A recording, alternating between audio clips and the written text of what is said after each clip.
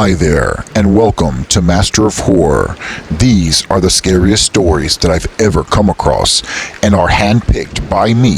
Some stories are from my own experiences, and again, I have lived in a haunted house for more than 8 years. I also have rain in my background, specifically to help you sleep.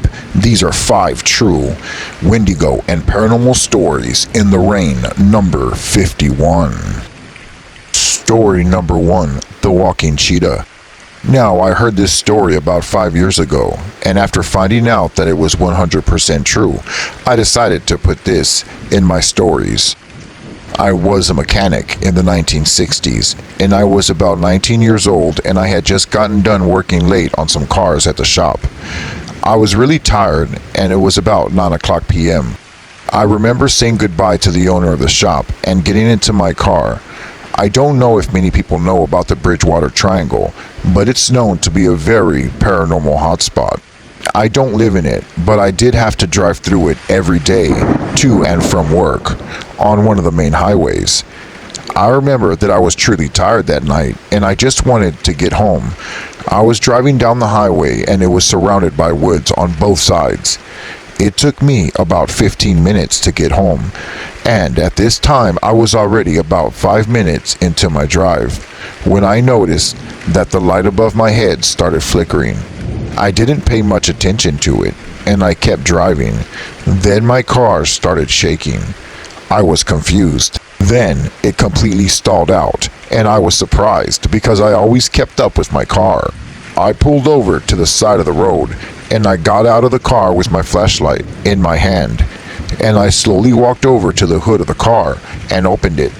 I couldn't find anything wrong with the engine. That's when I heard a noise in the woods to the left of me, but I couldn't see anything, and I started to get really scared at this point. I wanted to fix the problem and get out of there, so I got back in the car and I tried starting it again, but it didn't want to start. So I went back under the hood for a second time. As I flashed my light at the engine, trying to find where the problem was coming from, is when something huge knocked me down to the ground. I fell straight down, flat on my back. My flashlight rolled away from me, and I couldn't see anything. I just felt something on top of me. Whatever was on me was scratching me and punching my face over and over. It was also cursing at me and saying horrible things. I just remember screaming for my dear life. This thing had a musky smell. I reached over with one of my arms and tried to push it off, and with the other arm, I grabbed the flashlight and I started hitting this thing that was on me. I finally got a good look at what was on me, and what I saw terrified me to the core. It was a creature with a cheetah's face and small antlers. Its eyes were glowing red, and it was covered in black fur. It had huge claws. Just when I thought I was going to die, I saw headlights coming down the highway, and it shined right on me and the creature that was laying on top of me. This creature then stopped punching me and scratching me and looked at the headlights. It then stood up and ran into the woods. I couldn't get off the ground. I was traumatized, and I was trying to catch my breath. I turned my head to the right, and I remember staring at the car that was parked in front of me, and a man came out of the car and walked up to me. He asked me if I was okay, and I told him that I was, and that did he get a good look at what was on me. He said that it looked like a cheetah, but all that changed when he said it ran back into the woods on its hind legs like a human. I am now 64 years old, and I would never second guess my story. It really did happen to me, and I'll never forget it. Story number 2, The Imaginary Kid. When I was about 11 years old, my dad was in the military, so we moved around a lot from place to place. I hardly ever had the chance to make friends, especially when we were constantly moving from state to state. We finally settled into a neighborhood. I would ride my bike around the block and basically would try to find something to do. One day, I was riding my bike and there was this kid that was standing on the sidewalk. Something drew me to him. I pulled my bike up to the sidewalk and he smiled and introduced himself. He said his name was Jack. We made friends very quickly. I asked him where he lived, and he pointed to the house right behind him, and he told me that's where he lived. It was a really big house, and it looked really old and Victorian-like. He lived about 10 or 11 houses away from my house. I started going over to his house a lot, and we would always play outside. He would never let me inside his house. I would always bring my toys because he never had anything to play with. Even when I brought my toys, he would never want to pick them up or play with them. He would always use his own hands. There were many times that we played cops and robbers or cowboys and Indians, and he would be excited about me bringing my toys over. But again, he never picked them up. I decided not to make a big deal about it because he was a really cool friend. Everything came crashing down one day. One hot day, while we were playing outside, I got really hot and thirsty, and I asked him if there's anything that I could drink, even a glass of water from his house. He said there's no way he can get it for me. I asked him why, and he said because there's just no way that he can get me a glass of water. I remember getting really upset and asking him why can't he just ask his mom if I can get a glass of water. Again, he said no, I just can't. I remember at that point getting extremely upset. That's when I jumped on my bike and I left him there, and I remember riding back home. A couple of weeks went by without me playing with him.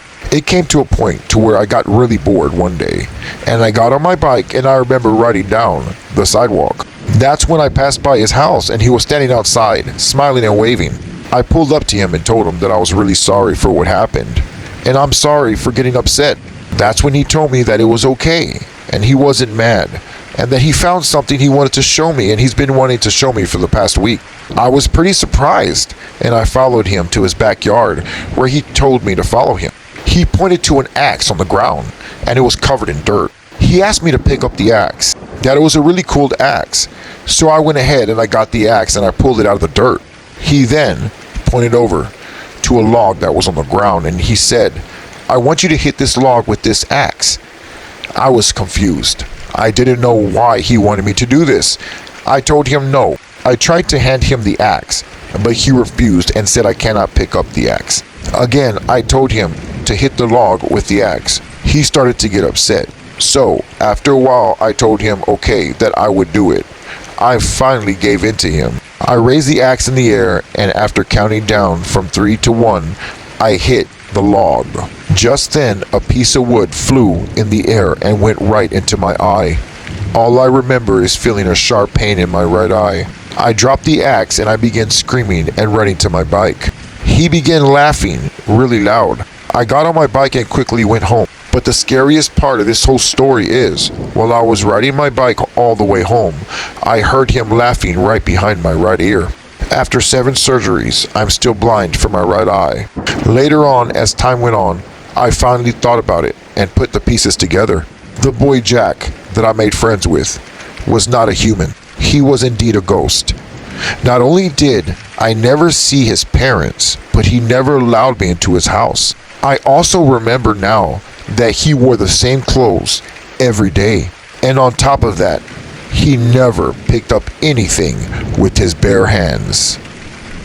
Story number 3, the entity under the car.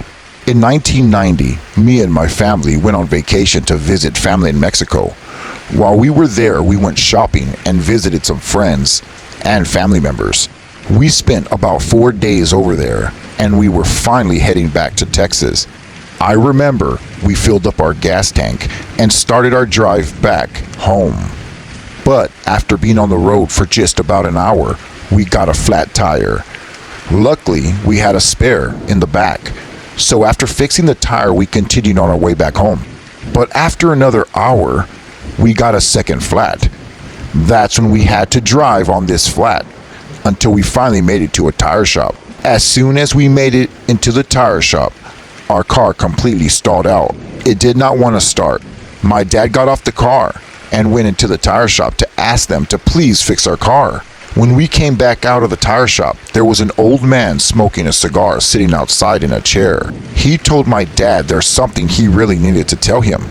Skeptical, my dad and I wanted to hear what the man had to say. The old man said that there's a demon hanging under our car, and that it was looking right at us. I remember getting chills all over my body. The old man said that there's a reason why our car was breaking down, that we must have bought something and it was haunting us, and it was probably cursed. So me and my dad went back to the car. We opened the trunk of the car, and that's when my dad pulled out an old hat that we had bought from a woman on the side of the road. When my dad looked closely at the hat, he noticed that there was dried blood inside of the hat. We quickly threw the hat away in the trash. After doing that, we had no more problems on our way back home. To this day, I think that that hat was cursed because someone must have died in it, and that's the reason why there was a demon following us the whole way. It wasn't until we threw away that hat that we were able to make it safely back home to Texas. Thank you for listening to Master of Horror, where I bring you the scariest paranormal stories that I've ever come by. If you liked what you've heard, please like and subscribe so I can continue to give you more paranormal stories. Thank you again, my friends. Until next time, good night.